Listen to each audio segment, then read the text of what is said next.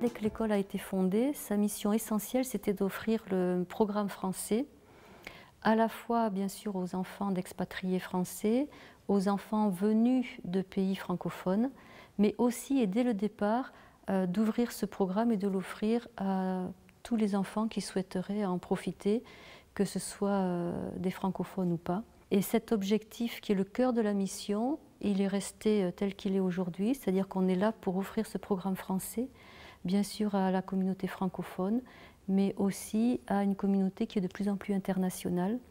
Et un des objectifs que nous avons aujourd'hui, justement, c'est d'ouvrir le lycée davantage à la population américaine et internationale de Washington. Dès la maternelle, d'abord, dès la petite section, donc dès 3 ans, les enfants ont des cours soit d'anglais lorsqu'ils sont français, soit de français langue étrangère ou langue seconde lorsqu'ils sont anglophones ou hispanophones. Et puis on expérimente depuis l'année dernière avec une nouvelle façon de faire qui est une doublette. C'est-à-dire que dans la même séance de classe, on a un professeur anglophone et un professeur francophone qui travaillent sur le même sujet qu'ils ont préparé ensemble. À Rochambeau, nos élèves passent le High School Diploma de l'État du Maryland. Ils le passent en première année, c'est-à-dire la 11e année, une année plus tôt que les élèves américains.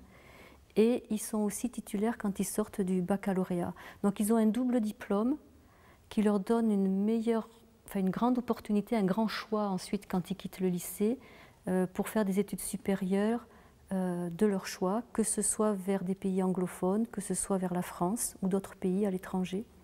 Au niveau du lycée, on a aussi cet enseignement de l'option internationale du bac, où les élèves, à partir de la classe de seconde, ont des cours en histoire-géographie et en langue qui préparent à obtenir cette option internationale du bac. C'est un programme très intéressant parce qu'il est préparé conjointement par le ministère de l'Éducation nationale et par le College Board ici aux États-Unis.